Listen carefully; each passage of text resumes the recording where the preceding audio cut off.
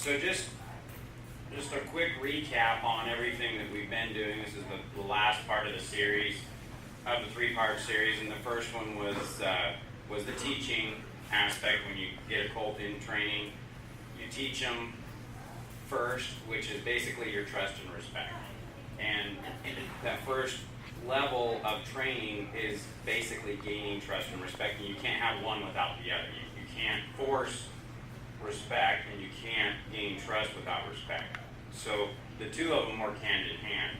Second part is getting reinforcement, so you're reinforcing what you taught. And once you understand the true nature of the horse and how they think, act, and interact, then you're just saying, hey, trust in me, I'll be able to get you through this. I know it's a little bit out of what you're normally doing, because you're not, I don't want you scared of the plastic bag rolling across the arena, or your buddy horse over there that's calling you, I want you to put everything into me. You may have to go, no. You have to pay attention to me. Shannon's horse, little paint horse out there, he's getting into more of the reinforcement now, and you can start seeing a change in how he's looking at the human.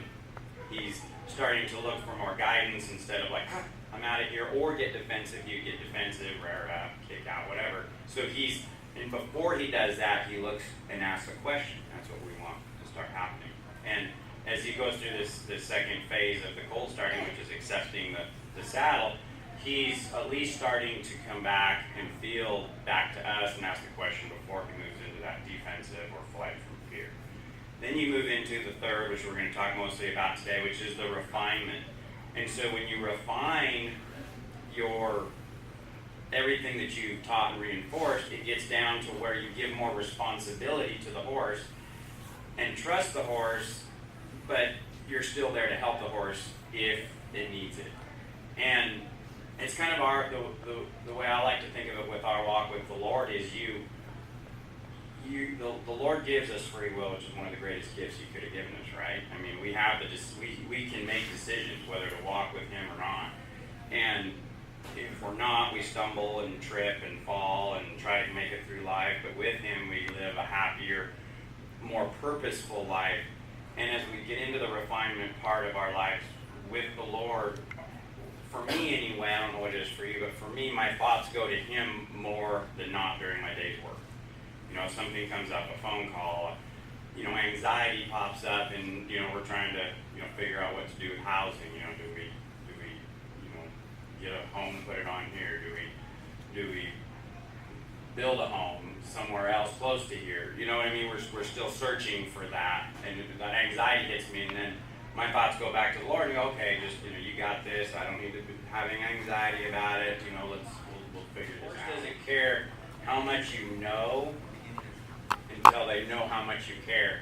So a lot of these horses that we bring in, it's not, the further along you get with your techniques and your understanding of the horsemanship, if you just went right in and went, I'm going to start bossing you around and tell you what I want you to do, because I know what to do, the horse turns into more of what I call a robot than really a connection or a willing partner.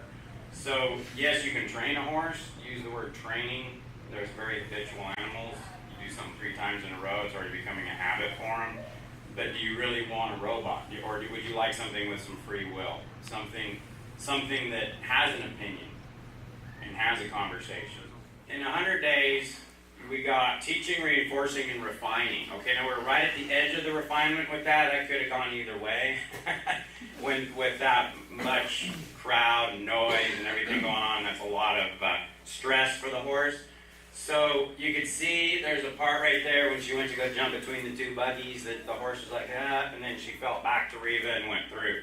So at that moment, she was going to take what nature told her to do and freak out, and she felt back to Reva and went ahead and took her guidance and went through that. Now there's another spot after this video here that you can see that the horse actually gets even more worried during the trail class and totally just like I can't handle this, but then it was momentary and then came back to the master, came back to the little mare's lord, so to speak, and said, okay, I'm going to trust you, take this. But can you imagine doing something like this on day one, the second week, even the first month. Can you imagine taking a horse and doing something like that without that relationship? And the only thing that gives us our edge, you guys, in these competitions is the relationship. Because we had less time on this mare than all the other Mustangs that we've done. And it was just because of the move and, and the mud and everything that was going on. But we knew that the relationship was strong. Now, you know how many times Reba practiced that routine? Once. One time she practiced that routine, and that's not a good idea. And there were some things in there she would like to have done different or better, But we were working on the relationship. Instead of forcing some pattern or something. And there was a lot of these trainers that came that made it to the finals, but the relationship was built on repetitiveness and I will dominate you.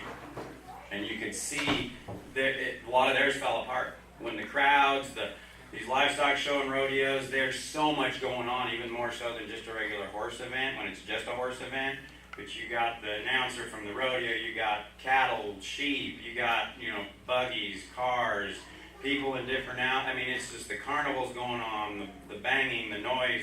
And their relationship was weak. Now, they had done a routine, but their routine fell apart because the relationship was weak. So that's why we emphasize the relationship is so important. And it's the same with us. As we go through life, we get too much on what we want to do and forget about what the Lord wants us to do or would like us to do. So that's what's real important. Now, we talk about refinement, right? And we talk about, on my card, I have from start to finish, but I have show finish instead of just finish, because you're never really finished with your relationship. Now, you get to a point where the horse is feeling back to you more, and the instinct, the natural instinct of the horse, which is to fly from fear or get defensive, gets less and less and less, but you're still working on the relationship. And Billy Graham's wife says it the best. She used to say she was under construction. She was under construction her whole life and never done with construction. And when she passed away, on her tombstone it says, "Construction complete." Because at that point, she's with the Lord, and the Lord did it all for her. Construction was complete at that time. So you're never really finished, but when I say show finish, it's to where you could go to town, pick up a check, or the horse, you can, compete at a level where you can actually be competitive. So we should all take that and say, okay, God is the Lord of my life.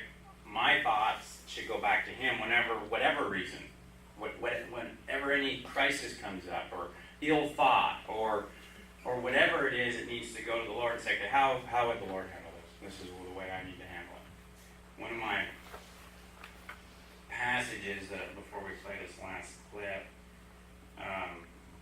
is Philippians 4:7.